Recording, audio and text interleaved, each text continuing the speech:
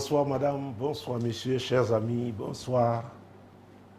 Comme tous les lundis, nous sommes là avec l'heure de solution, le rendez-vous hebdomadaire sur ma page Facebook, apôtre Tateux Samuel. Il s'agit encore ce soir de nous pencher sur les courriers que mes amis ont bien voulu m'adresser. Et cela pendant 60 minutes. Alors vous serez certainement bénis parce que c'est le Saint-Esprit qui nous conduit et nous sommes sous la couverture du sang de Jésus. Premier courrier. Vous avez toujours insisté dans vos messages sur la vérité et je sais que vous êtes un messager de Dieu. Mais tout se passe comme si la vérité m'a joué des sales tours. Depuis que j'ai parlé à mon fiancé de mes dettes, il a changé et m'évite parfois. Comment est-ce que je dois prier, homme de Dieu? Cher ami, je voudrais déjà que tu saches que la vérité ne joue jamais de sales tours aux gens. Non. La vérité ne joue jamais de sales tours aux gens. Jésus a dit, je suis le chemin, la vérité et la vie. Le contraire de la vérité, c'est le mensonge. Et la Bible déclare que c'est le diable qui est le père du mensonge. Donc, si vous refusez, n'est-ce pas, de pratiquer la vérité, de suivre la vérité, cela veut dire tout simplement que vous êtes serviteur du diable. Donc, la vérité, ça, il faudrait que j'introduise, je préférais le faire à l'introduction, préciser que la vérité ne joue jamais de sales tours aux gens. Jamais. Jésus ne ment en personne. Il ne trompe pas les gens. Il ne manipule pas les gens. Il ne piège pas les gens. Alors, tu poses ton problème. Tu es troublé parce que depuis que tu as parlé de tes dettes à ton fiancé, les choses ont changé désagréablement, puisque parfois, il t'évite. Or, moi, je pense que la chose la plus simple à faire, c'est que vous en parliez. S'il arrive à t'éviter, ça veut dire qu'il y a des moments où il ne t'évite pas, où vous rencontrez. Demande à parler de cette affaire. Vous savez, c'est très embêtant. Et je le vis encore à l'église, et ça ne date pas d'aujourd'hui. Comment les gens évitent de regarder leurs problèmes en face. Ah oui, de parler de leurs problèmes.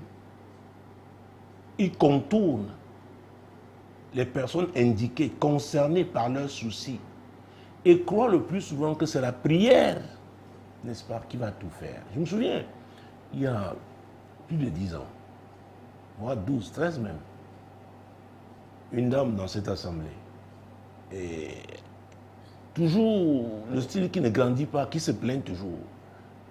Et pour cette fois-là, il s'agissait de son mari, parce qu'elle avait découvert la photo de son mari, n'est-ce pas, sur son téléphone. Et elle vient et demande d'envoyer le feu sur la femme. Non. La question était de savoir, est-ce qu'elle en a parlé avec son mari? Jusqu'à ce qu'elle quitte l'église, elle n'avait pas parlé de ça avec son mari. Et beaucoup de pasteurs jouent à ce jeu. Donc vous avez des gens à l'église qui ne grandissent pas. Des gens qui croient seulement au miracle. Même lorsqu'ils doivent faire face, n'est-ce pas, à leur situation, veulent recourir au pasteur. Non. Le mariage, ce n'est pas pour des gamins. Si vous ne pouvez pas parler des sujets qui vous concernent, quand vous êtes fiancé, fiancé encore, entre guillemets, parce que quand on évite déjà une fiancée, je me pose la question si ce n'est pas un message clair qui a envoyé. Ah oui. Parce que la période de fiançailles est une période très excitante. Les fiancés veulent se parler, se voir, ils ont toujours à se dire. Et aujourd'hui, avec le téléphone portable, il y a un petit mot qu'on envoie, un message, il y a, parfois c'est un dessin, il y a quelque chose pour colorer, n'est-ce pas, la journée. Alors, si cet homme que tu appelles ton fiancé avait l'habitude, n'est-ce pas, de réchauffer vos relations, étaient si chaleureuses et que maintenant il t'évite, après que tu lui as parlé, n'est-ce pas, de tes dettes, il y a un problème. Il faut en parler. Je ne t'envoie pas gêner ou prier, non. Je ne t'envoie pas d'aller chercher le prophète de l'heure. Parce que les femmes connaissent toujours, elles sont nombreuses dans cette ville. Elles connaissent les prophètes de la saison. Mais jamais on les voit dans leur saison. Tu dois l'affronter. Ah oui, il faudrait que vous en parliez. Et peut-être que c'est un problème pour lui. Tu ne connais pas sa vie, tu ne connais pas son parcours. Peut-être comment les dettes ont influencé sa vie, son enfance, ses parents. On ne sait pas. Si c'est réellement un problème, parlez-en. Et il peut arriver que ce soit autre chose. Peut-être c'est juste une coïncidence. Parce que si déjà pour toi-même les dettes sont un problème, tu peux avoir fait une fixation sur ta situation de telle sorte que dès que quelqu'un, n'est-ce pas, a une certaine attitude vis-à-vis de toi, tu te dis, oh voilà, j'avais dit, ce sont mes dettes encore. C'est normal, tu as bien fait lui parler tes dettes. Parce qu'on ne peut pas, pour épouser une femme, pour épouser un homme, il y a une certaine information qu'on doit avoir. Ah oui. Parce que si une semaine après le mariage, peut-être même pendant le lendemain de la nuit de noces, un créancier doit se... Peut-être elle a pris les pains wax quelque part et elle n'a pas payé et qu'on vienne vous cogner à votre porte, ce n'est pas agréable. Donc c'est bien de l'avoir fait. Félicitations pour ça. Mais dans la réaction de ton époux, je ne suis pas là pour le juger. Pardon, la réaction de ton fiancé, entre guillemets, n'est pas encore ton époux. Je ne suis pas là pour le juger, mais il est important que vous en parliez. C'est très, très important. Et s'il n'est pas prêt à continuer à cause de cette situation, vraiment, c'est douloureux, mais c'est mieux l'accepter. C'est mieux que ça se gâte maintenant, ça se casse maintenant, au lieu que ce soit après le mariage. C'est compliqué de casser un mariage, de se séparer. C'est très compliqué. Et peut-être il peut solliciter avoir un temps de réflexion. Mais j'ai l'habitude de dire qu'il faudrait que ce soit un temps raisonnable. Ah oui, ça ne doit pas être indéterminé, comme ça, où tu vas attendre. Mais de toutes les façons, sois prête à accepter. Quelqu'un parle souvent du verdict, mais il ne s'agit pas, n'est-ce pas, nous ne sommes pas dans un tribunal, mais il est important pour toi d'accepter la vérité, si vraiment tu as embrassé la vérité. Ah oui, la vérité a ses conséquences, qui font généralement très mal à la chair, mais qui sont bien pour l'esprit, mais qui sont bien, n'est-ce pas, pour l'éternité. Vous savez, j'ai l'habitude de toujours le rappeler, la vie est une affaire de choix. Alors si on a choisi la vérité, Jésus qui est le chemin, la vérité et la vie, il n'est pas facile de vivre dans la vérité, mais il faut persévérer. Il a dit dans Jean 8, 32, vous connaîtrez la vérité et la vérité vous affranchira. La vérité vous rendra libre, va vous libérer du mensonge, va vous libérer de la ruse, va vous libérer de la séduction sous toutes ses formes, va vous libérer de la tromperie, la duperie, de l'hypocrisie. Oui. Donc, quelqu'un qui rencontre Jésus, qui accepte Jésus dans sa vie, il a accepté la vérité. Cette vérité va le transformer. Il ne pourra plus être à l'aise, n'est-ce pas, en étant hypocrite. Il ne pourra plus être à l'aise parce que l'esprit qui est en lui est l'esprit de vérité. Donc si trompe quelqu'un, il ne peut pas être à l'aise. C'est pourquoi tu as bien fait de lui parler de tes dettes. Ah oui. Parce que dans le mariage, si jamais vous mariez, il y aura des problèmes. Si vous n'apprenez pas à affronter les problèmes dès maintenant, à quel moment le ferez-vous ensemble? Donc il est important, n'est-ce pas, que vous en parliez. Et si ça doit s'arrêter, aie le courage de l'accepter, parce que le mariage n'est pas forcé. Parce que quand on lit, le ton de ton courrier te fait... c'est comme si tu regrettais d'avoir choisi la vérité. Non. Pour rien au monde. Pour rien au monde. Jésus avait dit, cherchez premièrement le royaume et la justice de Dieu. Et toutes ces choses vous seront données par-dessus. C'est très important. Il n'y a pas de justice sans vérité. Le royaume de Dieu, c'est le royaume de vérité. Alors, ceux qui ont choisi Jésus ont choisi de devenir citoyens du royaume de Dieu. Donc, ils sont régis par la vérité. Ils ne sauraient faire autrement.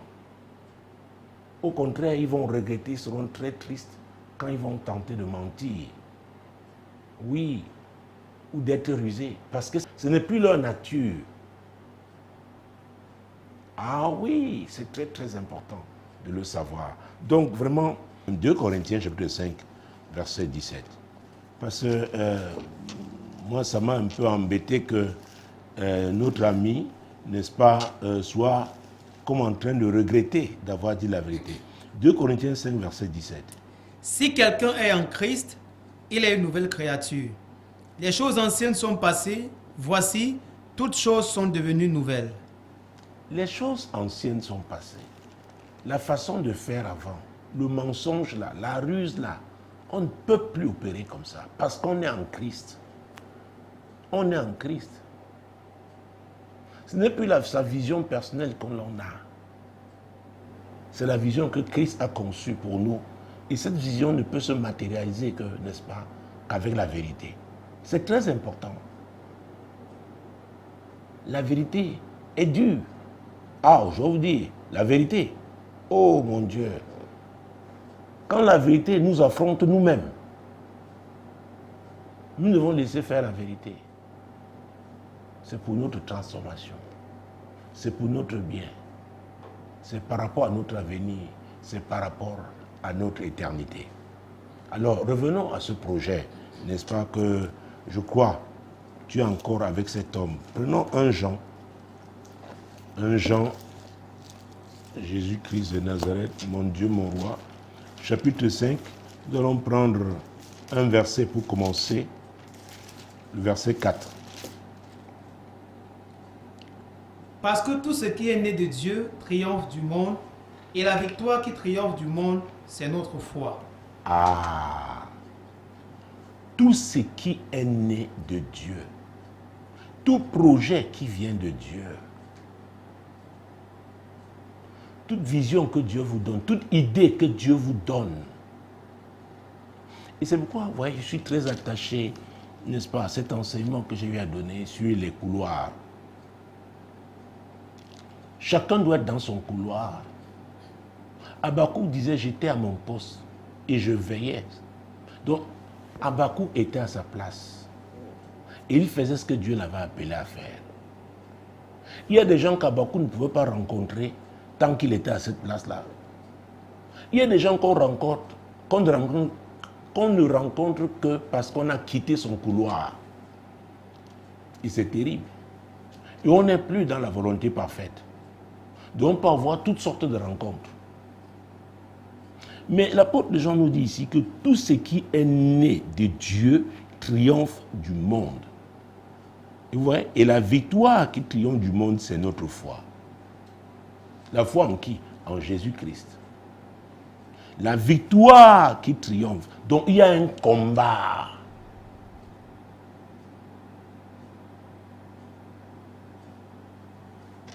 Et c'est le combat de la foi. Dans ce combat, on n'utilise pas les armes charnelles. C'est ce que l'apôtre Paul a dit dans Ephésiens chapitre 6, verset 12. Vous n'avez pas à lutter contre la chair et le sang, mais contre les dominations, les autorités, les princes au monde des ténèbres, les esprits méchants dans les lieux célestes.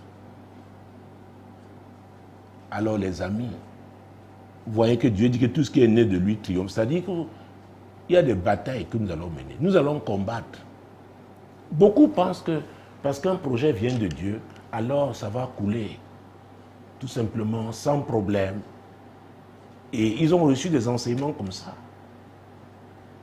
On leur dit non, donnez seulement les dîmes, donnez les offrandes, ça va marcher. Non, non, non, non, non, non. Il y a le temps des dîmes, il y a le temps des offrandes, mais il y a le temps où vous-même, pour combattre, il faut avoir été transformé. Et notre transformation est graduelle.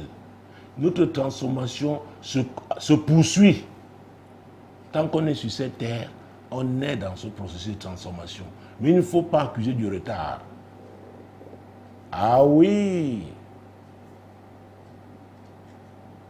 Donc tout ce qui est né de Dieu triomphe du monde. Donc le monde combat tout ce qui vient de Dieu. Et crois-moi, cher ami, le diable est le mariage. Oh là là! Le diable hait le mariage. Gardez la main sur 1 Jean. Allons à l'évangile du commencement, Matthieu, chapitre 18. Vous allez comprendre. Les gens croient que c'est gâteau, c'est chocolat. Oh, non, Jésus-Christ, c'est notre garçon du course. Il est là toujours, il répond. C'est lui qui l'a dit. C'est lui qui vient après moi. Doit renoncer à lui-même. Doit se charger de sa croix et le suivre. Donc tu renonces à tes projets personnels, tu acceptes ce que Dieu a conçu pour toi. La vision qu'il a pour ta vie. Et maintenant, tu vas te battre en t'appuyant sur lui. C'est-à-dire en utilisant ses armes pour accomplir cette vision, ce projet, pour sa réalisation. Ah oui! Donc, dans Matthieu 18, versets 19 et 20. Je vous dis encore que si 2 d'entre vous s'accordent sur la terre pour demander une chose quelconque, elle leur sera accordée par mon Père qui est dans les cieux. Car là où 2 ou 3 sont assemblés en mon nom, je suis au milieu d'eux. Vous voyez ça? Dieu dit qu'il est au milieu des époux qu'il a mis ensemble, qui le craignent. Alors, parce qu'il est au milieu d'eux, mon Dieu, mon roi, au milieu d'eux et leurs enfants, quand ils auront eu des enfants, mon Dieu, tout ce qu'ils demanderont. C'est pourquoi le diable n'aime pas le mariage qui vient de Dieu. Il ne l'aime pas parce que ces gens sont marqués pour la victoire. Ils sont marqués pour la victoire. C'est pourquoi, n'est-ce pas, il excelle dans la manipulation des gens, y compris à l'église. Amener les gens à ne pas se marier selon la volonté de Dieu. Alors là, il sait que l'échec est garanti. Parce que vous ne pouvez pas regarder du côté de l'hémisphère nord et que votre épouse regarde du côté de l'hémisphère sud et espérer marcher ensemble. Ce n'est pas possible. Ce sont des directions diamétralement opposées. Oui. Oui.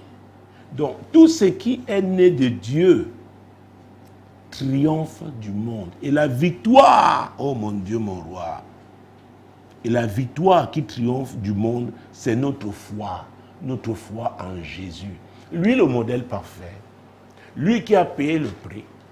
Lui qui a reçu un nom qui est au-dessus de tout nom, et c'est très important, à la mention duquel tout genou fléchit, dans les cieux, sur la terre et sous la terre. Donc c'est la foi en Jésus. Donc, la vie ne vous donnera pas ce que vous désirez. Dieu vous dit, voilà ce que j'ai pour vous, mais appuyez-vous sur lui. Appuyez-vous sur lui. Si la vie vous donne ce que vous désirez, c'est que ça ne vient pas de Dieu, c'est pour vous égarer. Alors, si vous êtes don de Dieu, vous ne pouvez plus désirer ce que la vie propose à tout le monde. Et c'est pourquoi, effectivement, toujours dans 1 Jean chapitre 2, verset 15. N'aimez point le monde, ni les choses qui sont dans le monde. Si quelqu'un aime le monde, l'amour du Père n'est point en lui. Vous voyez ça? N'aimez point le monde. Oh, ce qui fait courir le monde, ce qui excite le monde, qui met le monde en extase, en situation de fébrilité émotionnelle, oh, qui attire tout le monde, il faut faire très très attention. C'est pourquoi le jour où on donne sa vie à Jésus, c'est un processus de transformation qui commence. Vous verrez à un moment donné que vous ne pourrez plus faire les choses que vous faisiez avant. Parce que vous n'êtes plus du monde. N'aimez point le monde, ni les choses qui sont dans le monde. Ah oui, si quelqu'un aime le monde, l'amour du Père n'est point en lui. Dieu est amour, mais il dit, l'apôtre Jean dit ici, l'amour du Père n'est plus en cette personne. Parce qu'elle aime le monde. Elle aime ce qui est contraire à Dieu. Elle aime, cette personne-là, ce qui combat les desseins de Dieu. Elle aime les ténèbres. Parce que ça brille dans ce monde, hein? Mais nous connaissons ce dicton. Tout ce qui brille n'est pas or. Ah oui. Verset 16.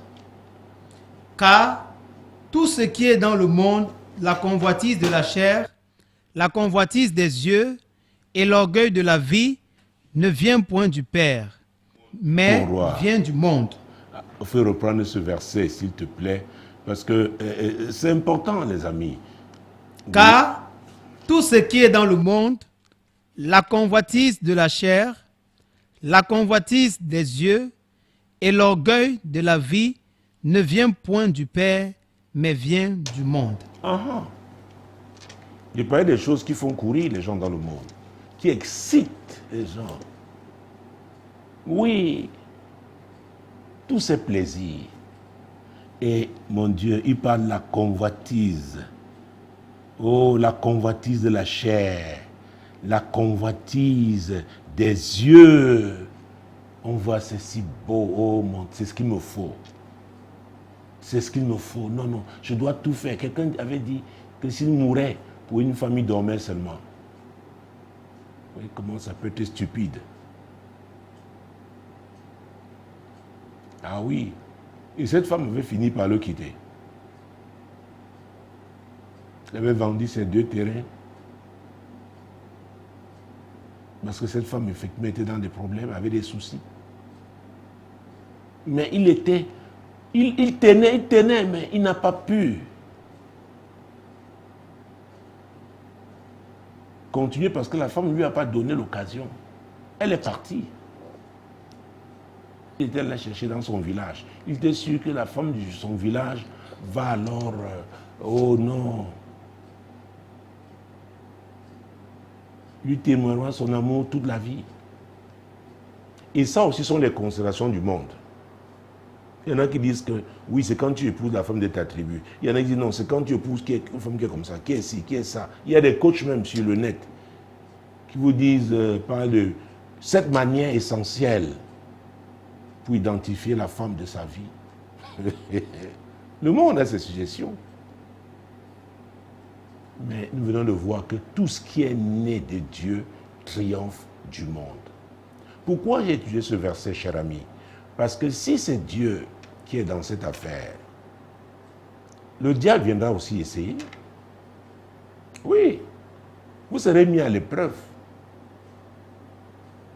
Mais si vraiment vous êtes des chrétiens, vous avez fait du royaume de Dieu votre priorité, alors Dieu, qui est votre appui, qui est la source de ce projet, il va vous donner la victoire.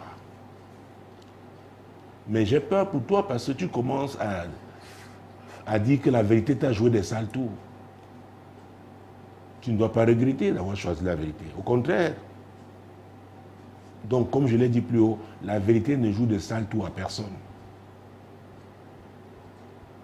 Non.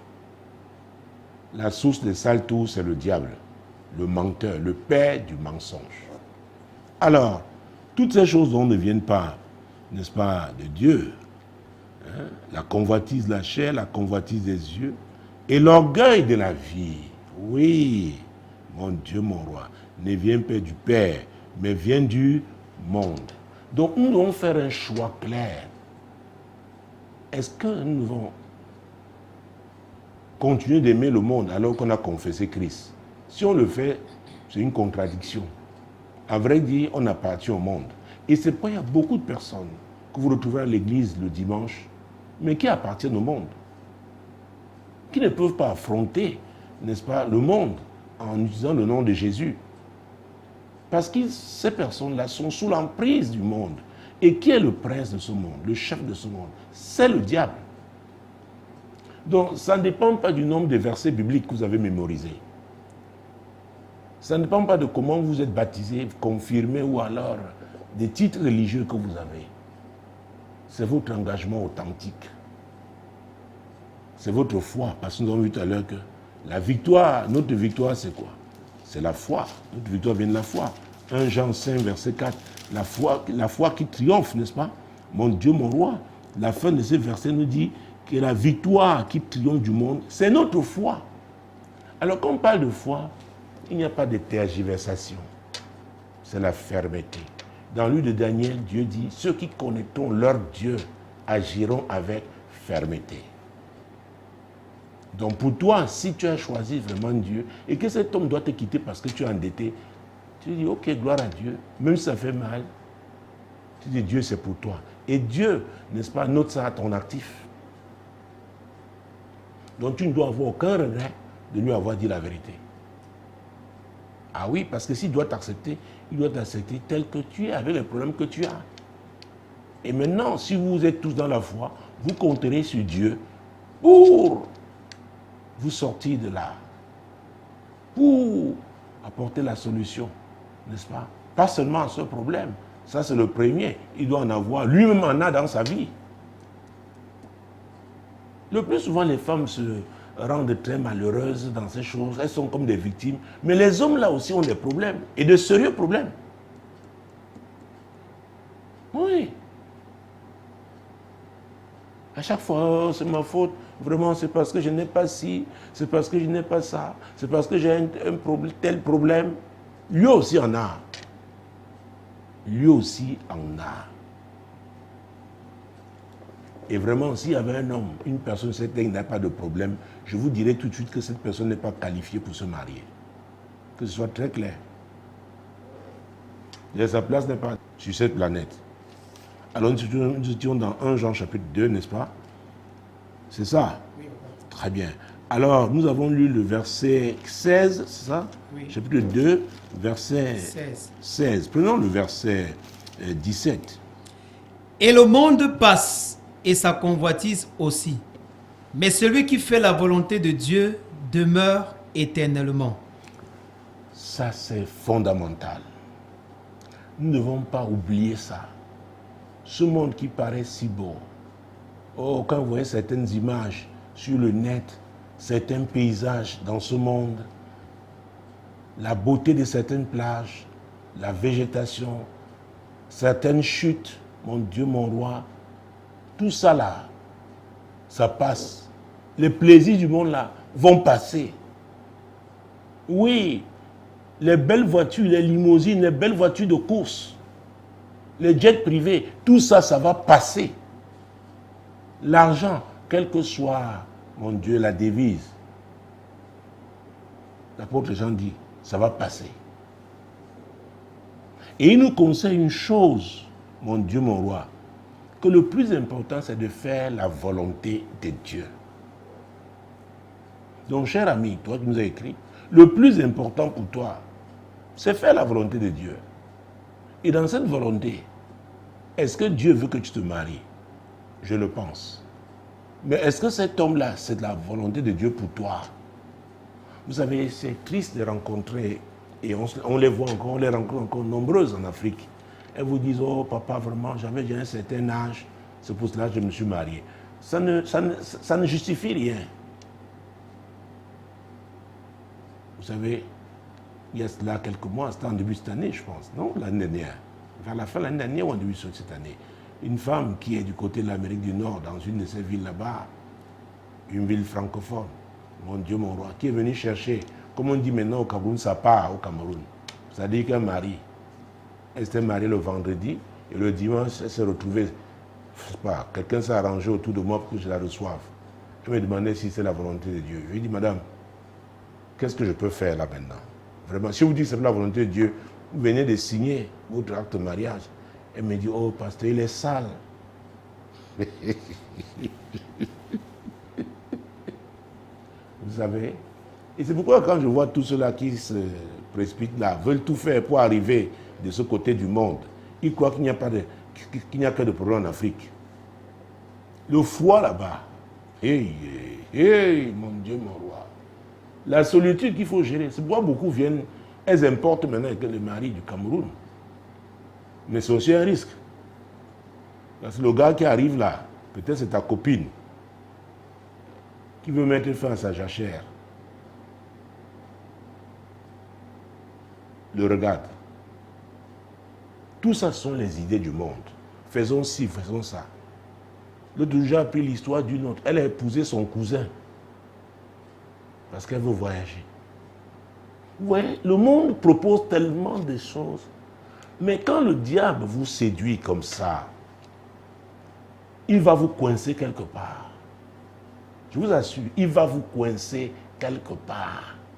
Et sans ce moment, vous allez crier, recourir, n'est-ce pas, à l'église, au pasteur. Vous voulez que ce que vous avez, la force que vous avez creusée, qu'il y ait une prière miracle qui va mettre fin à tout ça, et que tout change. Alors que vous avez pris du temps, parfois des années. Vous avez vécu, choisi le mensonge, vécu dans le mensonge, vous êtes embourbé dans le mensonge, et vous voulez la prière miracle. Vous savez, chacun de nous doit savoir ce qu'il veut. Quelle est votre priorité dans votre vie? Quelle est la priorité? L'apôtre Jean dit que le plus important, c'est de faire la volonté de Dieu. C'est le plus important. Vous savez, il m'arrive en tant que pasteur, vous savez, je suis un être humain. Parfois, je veux tellement, je dis, oh, si je pouvais pousser ma main pour que la chose arrive. Mais je ne suis pas Dieu. Et ce que Dieu, sa volonté, est tellement, et ce qui est merveilleux. Mais seulement, comme nous sommes encore dans la chair, on ne perçoit pas ça tout de suite. Et à force d'écouter les cris, vous savez, les pasteurs passent le temps à écouter les cris. Surtout les cris féminins. Oh, papa, donc je veux vieillir comme ça. Oh, vraiment, wow. Parfois, vous arrivez à l'église, vous évitez de regarder un côté en prêchant, vous évitez parce qu'il y a une ou deux là-bas.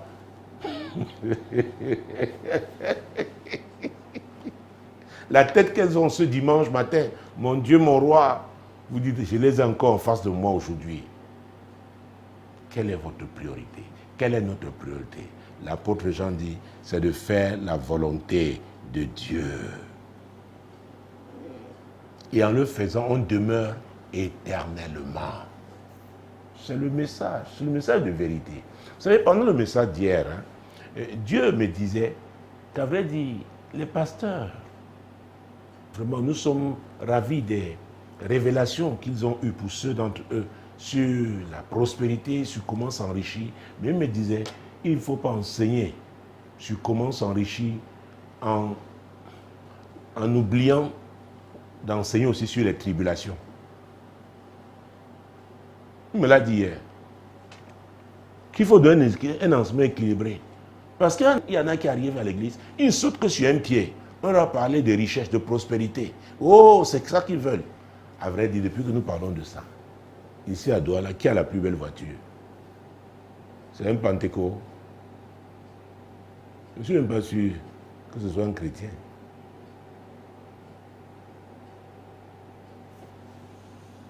Et le monde passe. Toutes ces richesses vont passer. Mais si on n'a pas Jésus dans sa vie,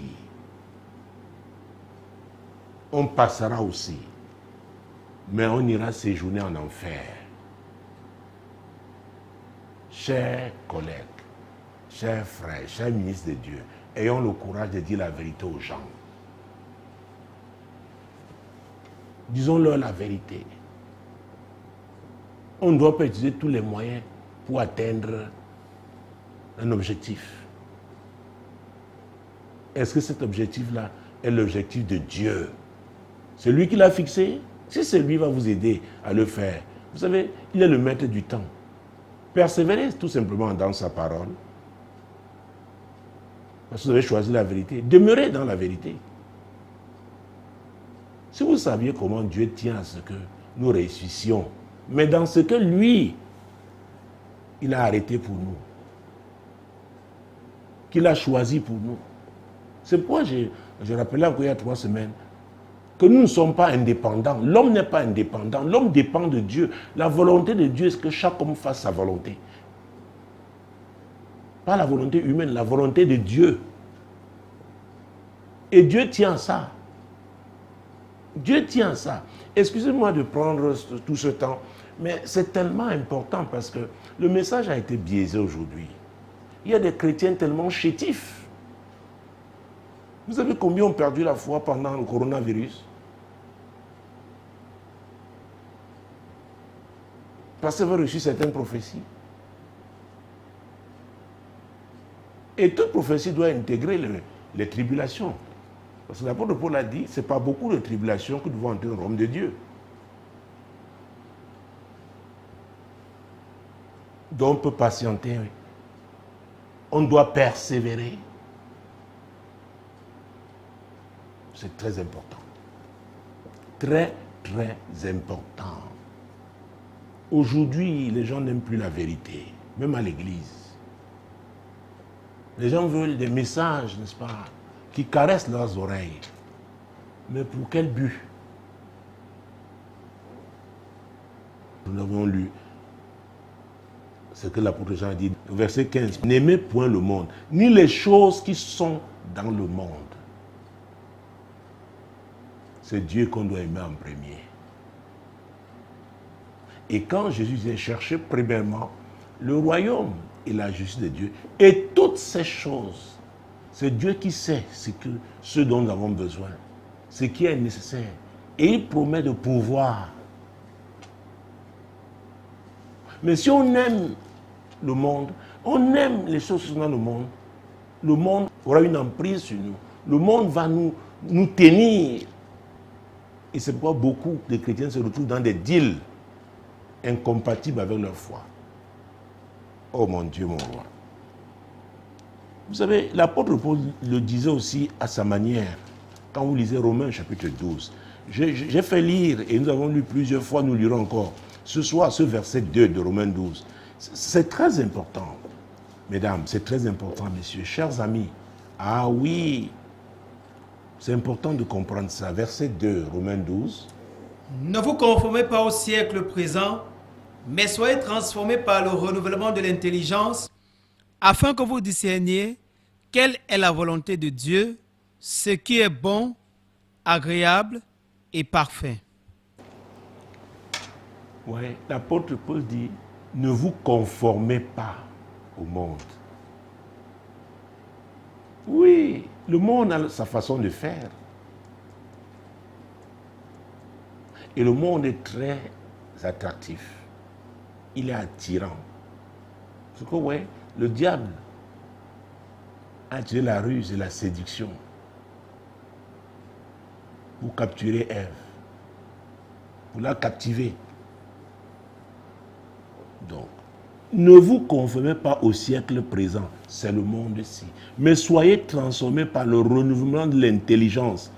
Notre intelligence en tant que chrétien se renouvelle comment? C'est lorsque nous méditons la parole de Dieu. Dieu nous parle. Lorsque nous prions, le Saint-Esprit, cette communion avec lui, il nous transforme l'esprit de vérité. Il sait ce qui est bien pour nous.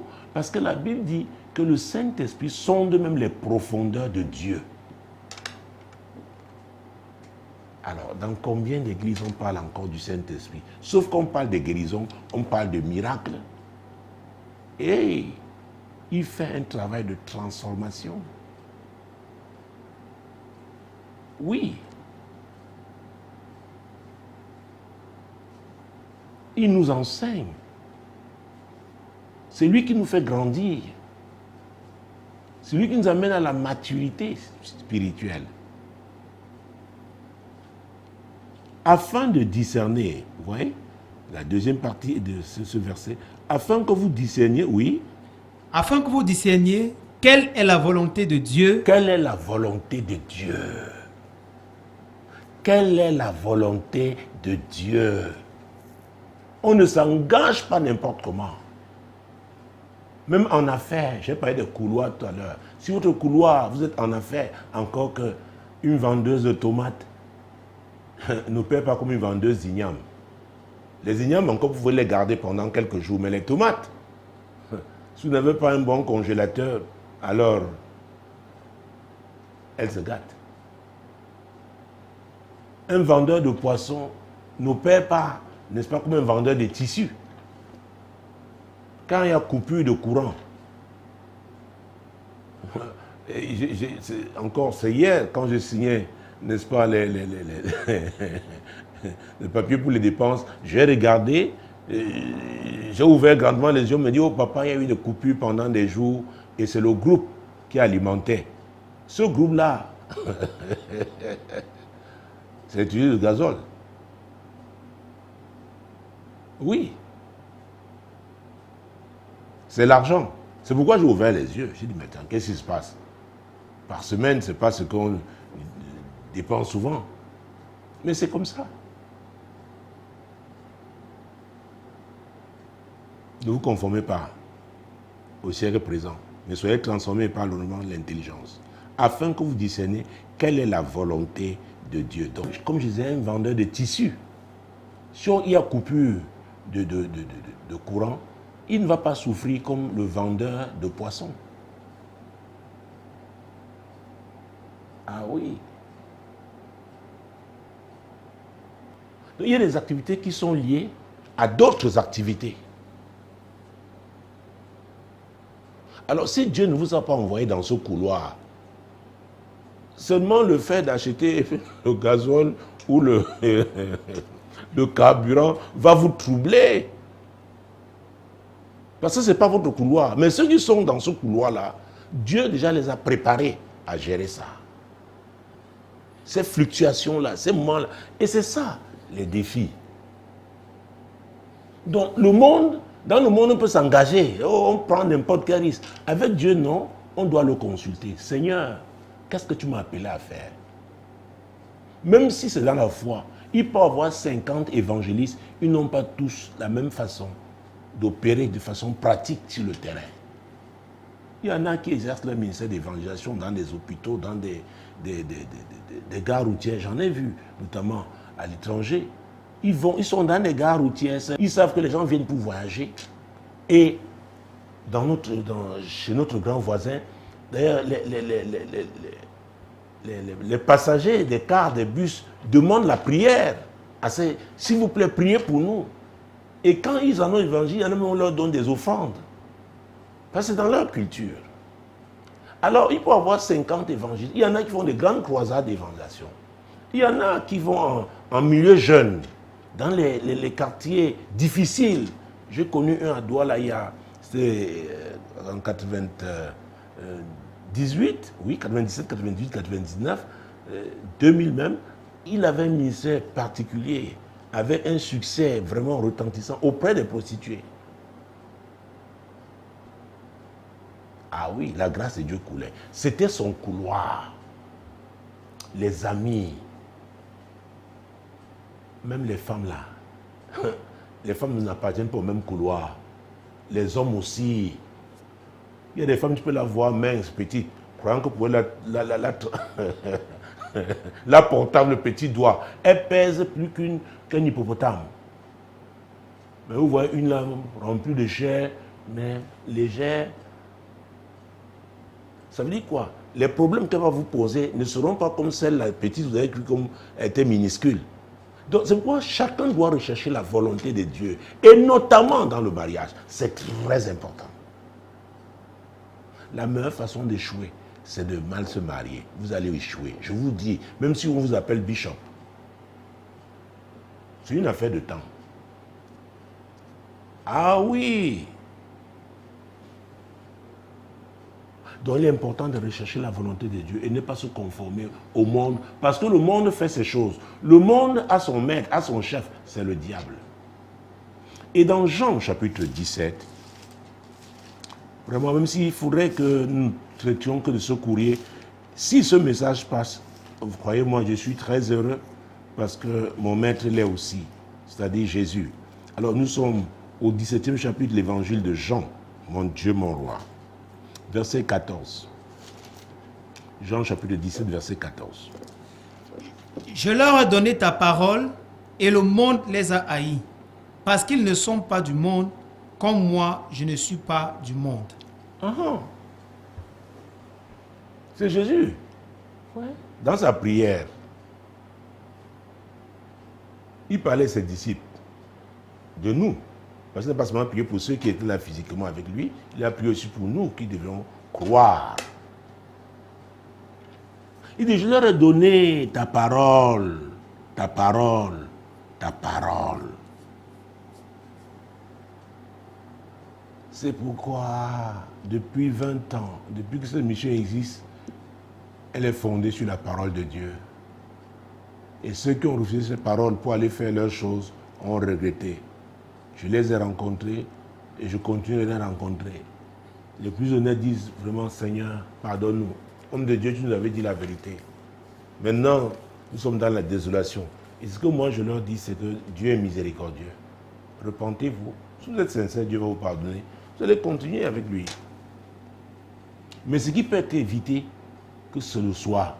Et c'est pourquoi cette émission, n'est-ce pas, s'adresse aussi à tous ceux-là, n'est-ce pas, qui pourraient, n'est-ce pas, ne faire face à ce genre de problème, mais par les conseils, par la sagesse de Dieu qui se manifeste dans ce programme, n'est-ce pas, qu'ils évitent de se retrouver dans des problèmes. Donc, la parole, il faut mettre la parole au centre de tout. La parole doit être le fondement. Et on va vous haïr. La parole, le monde n'aime pas la parole de Dieu. Je me souviens à l'université et j'ai demandé pardon à Dieu. Je me rappelle comment j'étais parmi ceux-là, ceux des étudiants qui se moquaient des filles. Parce que dans notre mini-cité, il y avait un côté féminin et il y avait des filles, on les appelait les obilistes. Parce qu'il y a un quartier appelé Obili et là-bas il y avait une église de réveil. Alors on disait que ces filles-là sont des attacheuses, les obilistes. Ça veut dire quoi? Quand on dit attaché, ça veut dire qu'elle ne menait pas une vie frivole. Et on se moquait d'elle. Me voici aujourd'hui, je prêche l'évangile. Vous voyez? Donc, c'est le monde.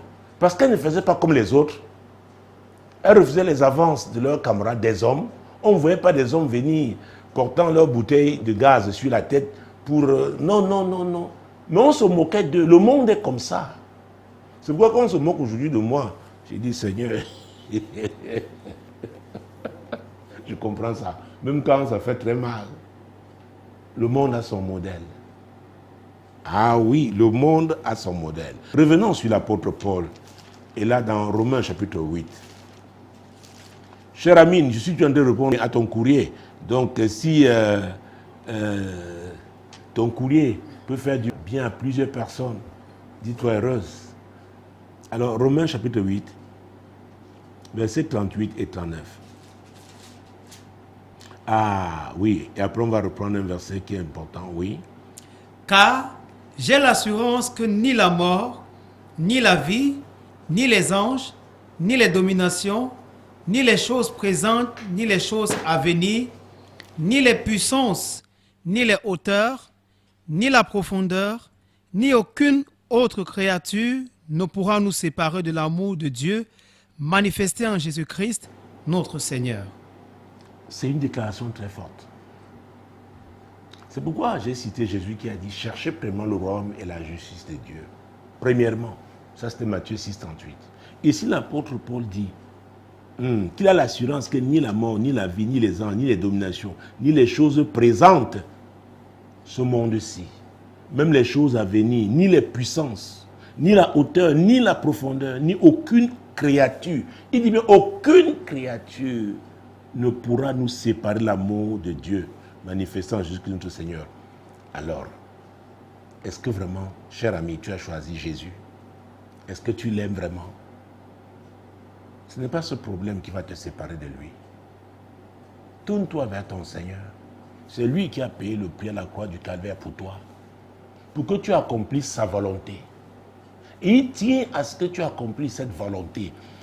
S'il vous plaît, vraiment, je voudrais que vous le compreniez. Dieu tient à ce que nous accomplissions sa volonté. C'est pourquoi il ne veut pas que nous le supplions pour ça. Il veut seulement que nous prenions la bonne décision, que nous nous positionnions, que nous soyons dans son couloir. Alors, il va nous soutenir. Ça, c'est la vérité. Il va nous soutenir. Il va nous soutenir. Et je voudrais conclure avec mon Dieu, mon roi. Oh, Jésus-Christ de Nazareth. Avec le verset. Hey, avant ça, avant que je prenne ce verset, prenons Romains 5, parce que j'ai parlé de l'amour de Dieu. Comment l'amour de Dieu est transmis, communiqué dans nos cœurs? Romains chapitre 5, verset 5. Or, l'espérance ne trompe point, parce que l'amour de Dieu est répandu dans nos cœurs par le Saint-Esprit qui nous a été donné. Ah, tout à l'heure, j'ai dit que le Saint-Esprit, c'est lui qui est l'esprit de vérité. Ne pas conduire quelqu'un qui a choisi le mensonge. J'ai dit plus haut que Jésus avait dit qu'il est le chemin, la vérité, la vie. Celui qui a fait la promesse du Saint-Esprit, il a répandu à cette Pentecôte-là. Et c'est le Saint-Esprit donc là, qui est l'esprit de vérité, qui répand l'amour de Dieu dans nos cœurs. Et c'est lui qui est le conducteur. Le Saint-Esprit connaît la vérité. Il connaît l'homme que tu dois épouser si tu dois te marier. Il le connaît. C'est pourquoi, à vrai dire, avant de s'engager dans toutes ces activités que nous pouvons exercer à l'Église, concentrons-nous et demeurons concentrés sur notre relation avec le Saint-Esprit. Il est le conducteur. Oui, c'est lui qui nous aide à prendre de bonnes décisions, à faire de bons choix. C'est lui qui attire notre attention. Peut-être que c'est lui qui a attiré ton attention, c'est possible. Mais depuis que tu as parlé de tes dettes, voir comment il se comporte. Si c'est le Saint-Esprit qui l'a fait, c'est-à-dire l'entité te dit, est-ce que c'est vraiment ton mari? Et maintenant, moi, je te dis, parle avec lui. Qu'il te dise. Pourquoi il arrive maintenant qu'il t'évite parfois? Parlez-en. En toute franchise. Et tu dois être prêt à accepter ce qui sortira de cette entrevue. Si il ne veut plus continuer, même si ça fait mal, comme je le disais plus haut, ce n'est pas forcé. Ah oui, ce n'est pas lui qui te donne la vie, c'est Dieu qui t'a donné la vie. Et parce que je suis presque arrivé à la fin de ce programme, il me reste pratiquement moins de, mon Dieu, mon roi, Jésus-Christ de Nazareth. J'ai moins de 5 minutes maintenant. Prenons donc ce verset 37. Nous étions déjà au chapitre 8 de Romains.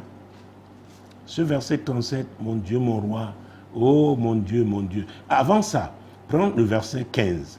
15 de Romains 8 toujours. Et vous n'avez point reçu un esprit de servitude pour être encore dans la crainte. Vous voyez ça?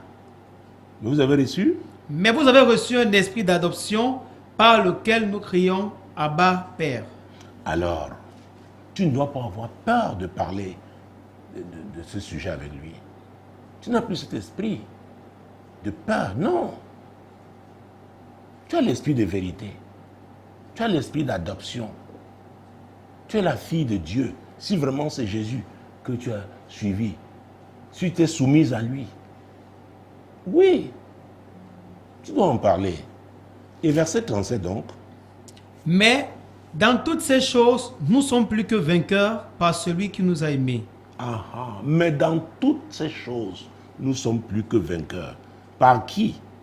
Par celui qui nous a aimés. C'est Dieu qui nous a aimés. La Bible dit dans Jean 3,16, car Dieu a tant aimé le monde qu'il a donné son Fils unique, afin que quiconque croit en lui ne périsse point, mais ait la vie éternelle.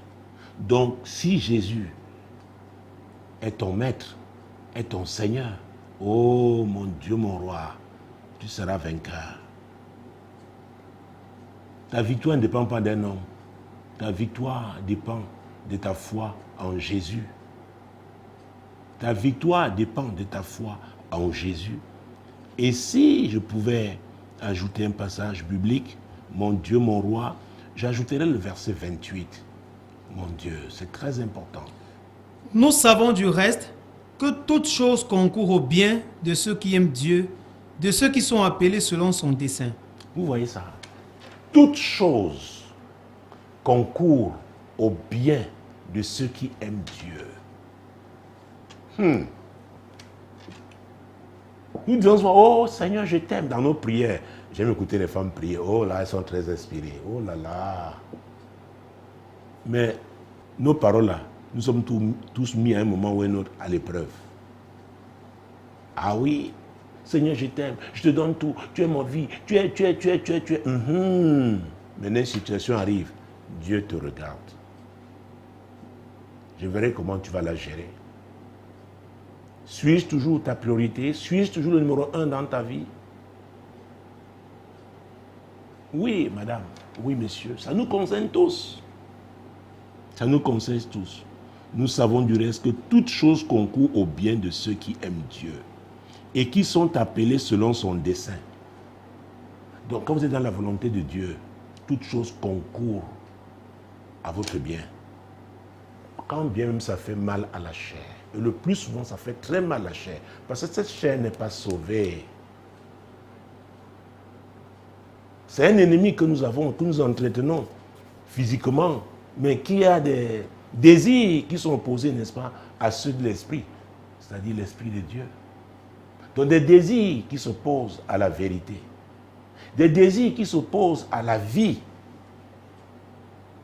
notre vie en Dieu. Tu comprends ça, cher ami? Toute chose concourt au bien de ceux qui aiment Dieu et qui sont appelés selon son dessein. Donc même votre entrevue, la rencontre que vous avez, ça va concourir à ton bien si c'est Jésus qui est le numéro 1 dans ta vie.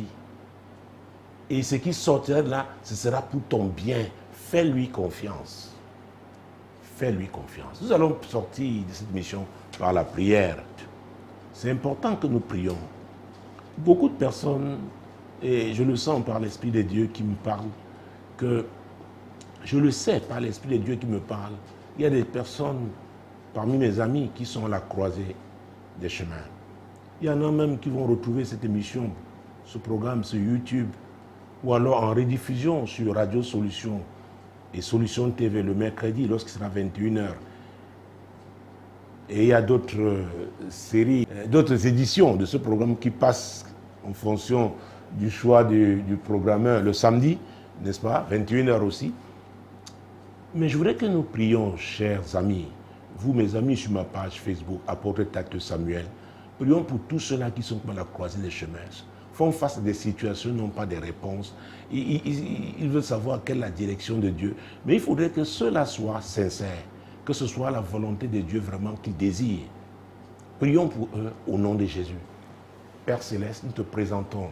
Seigneur, je te présente tous ceux de mes amis dans le cadre de ce programme L'heure de solution. Seigneur, qui passent tous les lundis 21h sur ma page Facebook. Seigneur, qui sont à la croisée des chemins. Il y en a qui sont dans des situations difficiles, ne savent pas quelle décision prendre, ne savent pas quelle direction, Seigneur, prendre. Seigneur, nous te les présentons. Ô Dieu Tout-Puissant, ceux qui crient à toi pour la bonne direction, Seigneur, qui sont prêts à payer le prix, qui sont sincères pour cela, Seigneur, nous prions, ô Dieu, manifeste-toi, Seigneur, convainc-les, montre-leur cette bonne direction, et que, quel que soit le prix à payer, Seigneur, qu'ils le payent, qu'ils endurent ce qu'ils doivent endurer, mais sachant que c'est ta volonté, sachant qu'ils t'ont obéi, au nom puissant de Jésus-Christ. Seigneur, c'est cela, Seigneur, au nom puissant de Jésus. Le deuxième sujet de prière, je prierai pour tous mes amis, afin que Dieu nous donne le sens de priorité. C'est très important. Qu'est-ce qui est priorité? À chaque fois, identifier la priorité de Dieu. Ça, mon Dieu, avant même la priorité, prions pour que, je vais prier pour que mes amis, vous là, vous ayez la culture, le réflexe de consulter Dieu. C'est très important. Seigneur, David te consultait régulièrement. Oh Dieu, je prie pour mes amis, afin, Seigneur, que ça entre dans leurs habitudes. Te consulter à chaque fois.